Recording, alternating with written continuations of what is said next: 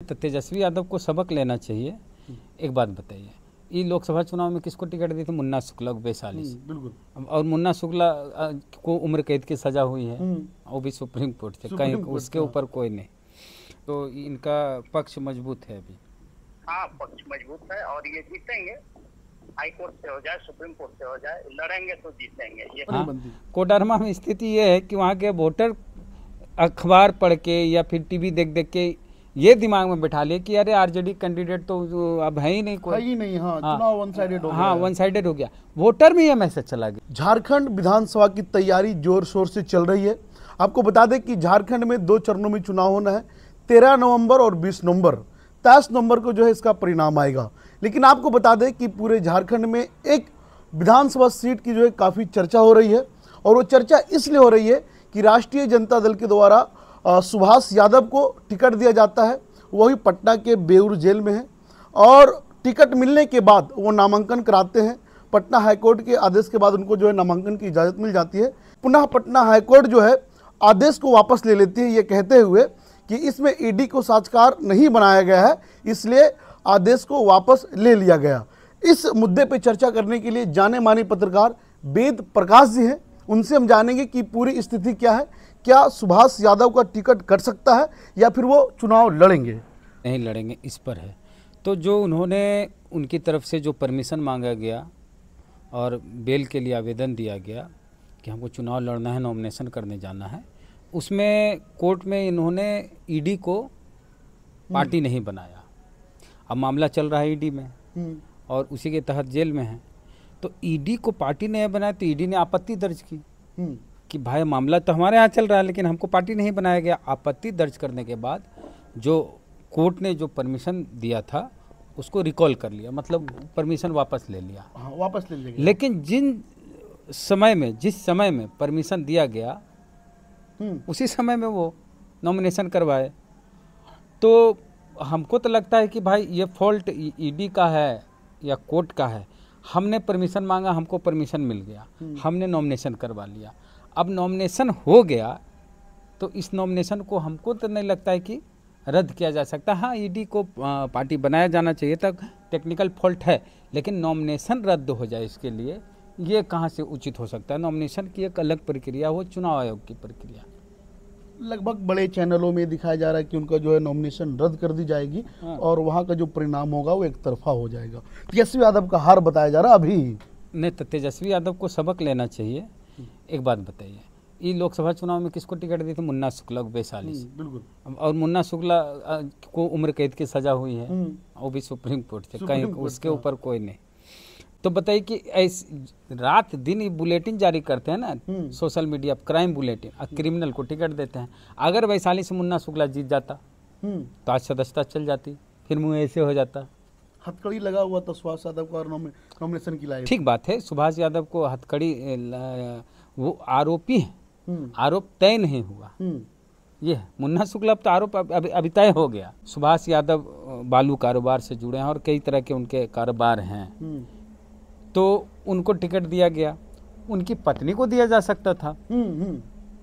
पत्नी को टिकट मिलता था। आज ये जो धुकधुकी लगी हुई है, बनी है वो नहीं बनती। कोडरमा में स्थिति ये है कि वहाँ के वोटर अखबार पढ़ के या फिर टीवी देख देख के ये दिमाग में बैठा लिए कि अरे आरजेडी कैंडिडेट तो अब है ही नहीं, कोई है ही नहीं। हाँ, चुनाव वन साइडेड हो गया। हाँ, वन साइडेड हो गया। वोटर में ये मैसेज चला गया कोडरमा में कि नॉमिनेशन रद्द हो गया। ये बात पूरे चर्चाओं में। अब कोर्ट का फैसला भी आना है सोमवार को, क्या होगा नहीं होगा। अभी तक तो रद्द नहीं हुआ नॉमिनेशन, वापस लिया गया। अब किसी और बेंच में इस फैसला को करना है, कोई और बेंच करेगा। उसमें हो सकता है कि भाई अब नॉमिनेशन हो गया है तो रहने दिया जाए। नॉमिनेशन कैसे रद्द हो सकता है किसी का?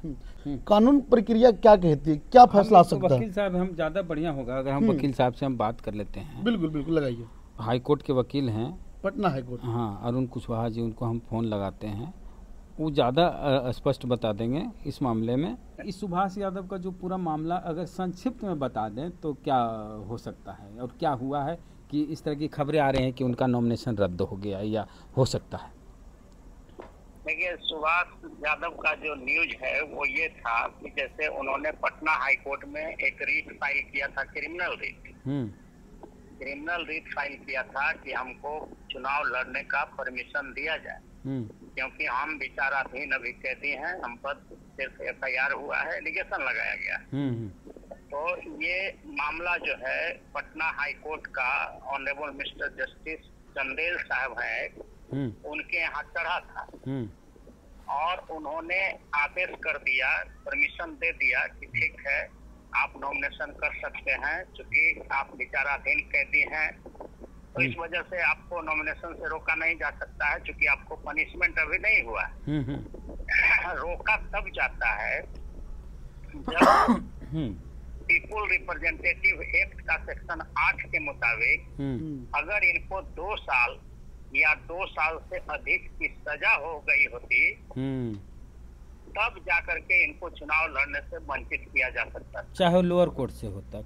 हाँ, लोअर कोर्ट से ही अगर सजा हो जाता, पनिशमेंट ट्रायल चला करके हो जाता, तो या 2 से अधिक ईयर का सजा होने पर वंचित हो जाता है। तो ऐसा तो कुछ इनका था नहीं, इसलिए ऑनरेबल मिस्टर जस्टिस चंदेल साहब ने आदेश कर दिया, इनको परमिशन दे दिया नॉमिनेशन करने का। तो आदेश हो गया, तो उस आदेश का कॉपी लेकर के ये लोग जाकर के वहाँ रिटर्निंग अफसर के यहाँ नॉमिनेशन फाइल कर दिया।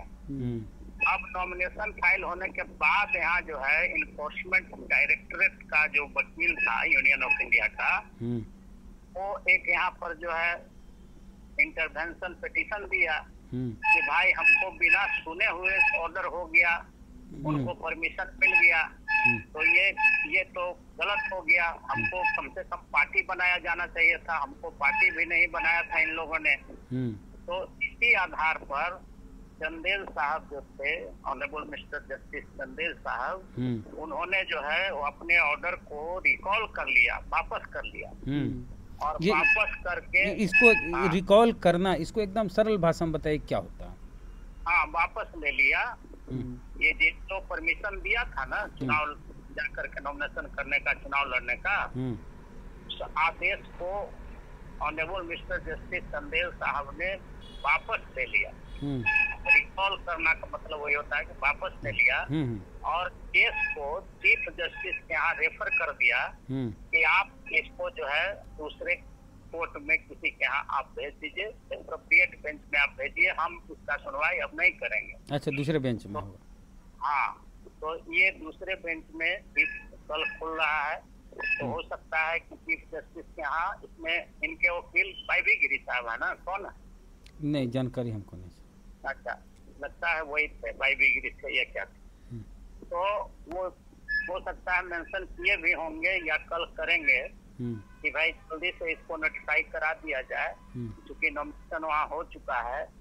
तो अब अगर कल इनका नोटिफिकेशन हो जाता है, केस का सुनवाई कल स्पेशल केस के रूप में अगर सुनवाई होती है या परसों होती है, और अगर चंदेल साहब का ऑर्डर अगर उसको फिर स्टे कर दिया जाता है, रिकॉल वाला माने वापस लेने वाला ऑर्डर अगर स्टे कर दिया जाता है, तब फिर चुनाव लड़ सकते हैं, उनको कोई दिक्कत नहीं होगी। अच्छा, लेकिन अगर कोर्ट ने कहा कि नहीं उनका वापस लेने वाला आदेश सही है, तब फिर तो मुश्किल हो सकती है उनको। अच्छा, एक चीज़ बताइए, हम जहाँ तक जब कोर्ट ने परमिशन दिया तब हमने नॉमिनेशन किया, जिस पीरियड में हमने नॉमिनेशन किया उस पीरियड में कोर्ट ने ऑर्डर फंक्शन में था। हाँ, ऑर्डर फंक्शन। यही तो बात है कि जिस दिन हमने नॉमिनेशन किया उस दिन वो ऑर्डर फंक्शन में था, ऑर्डर काम कर रहा था। रिकॉल के बाद हम नहीं कर सकते थे। हाँ, रिकॉल के बाद अगर हम नॉमिनेशन करते तब हमारा फॉल्ट होता, लेकिन जब ऑर्डर फंक्शन में था उसी समय हमने नॉमिनेशन किया है, और नॉमिनेशन मेरा एक्सेप्ट होना चाहिए, क्योंकि हमारे तरफ से माने इनके क्या नाम है, सुभाष यादव, कोई फॉल्ट इसमें नहीं था। अच्छा, कोर्ट ने आदेश किया तो हमने जाकर के नॉमिनेशन किया। अब ये कोर्ट का मामला है कि उस रिकॉल ऑर्डर को वैलिड करता है कि उसको फिर स्टे करता है कि रिकॉल ऑर्डर को रद्द करता है, तो ये आगे की सुनवाई होगी। अच्छा, लेकिन गुलाब यादव को प्रभावित नहीं होना चाहिए। नहीं, सुभाष यादव, सुभाष यादव को प्रभावित नहीं होना चाहिए, इसलिए कि ऑर्डर उस दिन फंक्शन में था जिस दिन उन्होंने नॉमिनेशन किया। हाँ, तो ये लग रहा है कि सुभाष यादव के पक्ष में फैसला जा सकता है। हाँ बिल्कुल बिल्कुल पक्ष में आएगा। देखिए उनके जो शुभचिंतक हैं, आरजेडी के समर्थक हैं, हाँ उनके हाँ, जो वोटर हैं, उनमें एकदम चिंता का एकदम चिंता है। नहीं चिंता नहीं, अगर कानून से काम होगा हम्म तो कानून से देश चलता है ना। तो people representative act, representation act जो है भारत का कानून है, रिप्रेजेंटेशन ऑफ पीपुल एक्ट, उसका सेक्शन 8 में साफ साफ लिखा हुआ है कि चुनाव लड़ने से उसी को वंचित किया जा सकता है जिसको 2 साल या 2 साल से अधिक की सजा हो गई है ओवर कोर्ट। तो इनको तो सजा हुई नहीं है, सिर्फ आरोप लगा है। तो अच्छा, ये जो ईडी का केस है, ये क्रिमिनल केस में आता है या फिर सिविल में आता है? Criminal case. अच्छा, क्रिमिनल में आ जाएगा, केस में आता है, इसीलिए क्रिमिनल रीट फाइल हुआ था। लेकिन इनके वकील का थोड़ा सा गलती हुआ, इन्फोर्समेंट डायरेक्टरेट जब जांच कर रही थी तो उसको पार्टी बनाया जाना चाहिए, संज्ञान में देना चाहिए ईडी को। मिस्टेक हुआ। अच्छा, एक और है, हम लोग जो प्रैक्टिकल हमारे यहाँ जो हाई कोर्ट में होता है, हम लोग का भी बहुत सा केस ऐसा रहता है जिसमें पार्टी छूट जाता है, तो तुरंत अगर पॉइंट आउट किया तो तुरंत हम लोग कोर्ट से परमिशन लेके वहीं पर जोड़ देते हैं, पार्टी बना देते हैं उसको, और अलाउ हो जाता है। फिर ठीक है, पार्टी बन गए, इनको भी नोटिस कर लीजिए, इनको भी सुन लीजिए।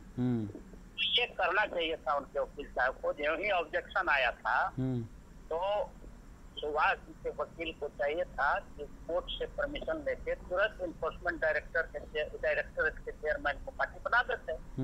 और TN सिंह वकील है उसका, यूनियन ऑफ इंडिया का, यही का पटना हाई कोर्ट में है, उनको कॉपी दे देते, कहते कि ठीक है आप भी कल आ जाइए, आप भी अपना बहस कर लीजिए, आपका भी सुना जाए, तो काम बन जाता। लेकिन हमको लगता है यहाँ पर इनके वकील साहब बनाने का प्रयास नहीं किया। यानी संभावना है कि इनका नामांकन रह जाएगा। नहीं, संभावना नहीं, अगर न्यायपूर्ण बात होगी तो एकदम 100% है कि चुनाव लड़ेंगे, क्योंकि सेक्शन 8 के बाहर नहीं करता है। ये फाइल हो जाने से कोई आदमी चुनाव से वंचित हो जाएगा। जेल में रहने से बहुत लोग लड़ा है, जेल में रहते हुए अंडर ट्रायल प्रिजनर सब लड़ता ही है। पंजाब में भी कई चुनाव जीते हैं जेल में रहते हुए, इसलिए ये कोई नई बात नहीं। तो इनका पक्ष मजबूत है अभी। हाँ, पक्ष मजबूत है और ये जीतेंगे, हाई कोर्ट से हो जाए, सुप्रीम कोर्ट से हो जाए, लड़ेंगे तो जीतेंगे, ये पक्का बात। अच्छा, यहाँ तो जीत जाएंगे, और चुनाव जीतेंगे कि नहीं इस पे आगे चर्चा करें। शुक्रिया। तो खैर वो जनता का मर्जी है और इनका काम है। शुक्रिया सर बताने के लिए, महत्वपूर्ण जानकारी दिए, बहुत बहुत धन्यवाद। चलिए, बहुत बहुत धन्यवाद। चलिए, हमारी बातचीत आपको कैसी लगी, अपनी प्रतिक्रिया कमेंट बॉक्स में दे। मैं दिलशाद, आप देख रहे द एक्टिविस्ट। धन्यवाद।